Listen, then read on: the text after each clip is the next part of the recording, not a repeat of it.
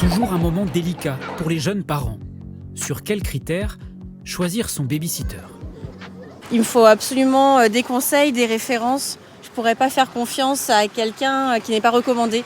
On est passé par un site en se disant que c'était peut-être plus sérieux, plus fouillé en termes de recherche, parce que apparemment quand ils recrutent, les profils, ils vérifient, je pense, beaucoup plus. Pour se rassurer, quels documents les parents peuvent-ils demander au baby-sitter? Ils ont le droit d'exiger un extrait de casier judiciaire.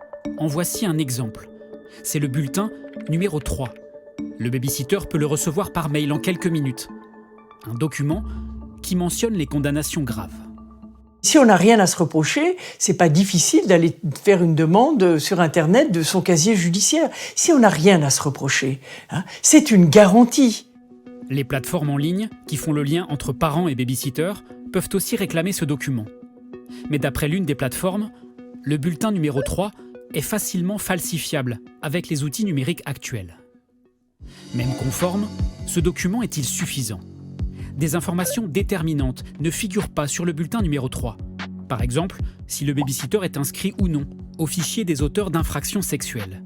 Ni les parents, ni les plateformes en ligne n'ont accès à cette information. On a quand même un trou dans la raquette du dispositif qui peut permettre à certains délinquants sexuels de s'y engouffrer.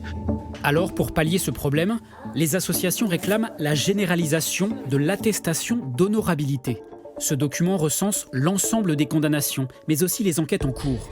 Il est déjà obligatoire dans les crèches, par exemple. En cas de doute sur un comportement, puis-je mettre une caméra chez moi pour surveiller le baby-sitter? Par principe, le code pénal l'interdit au nom du respect de la vie privée, sauf si le salarié est au courant.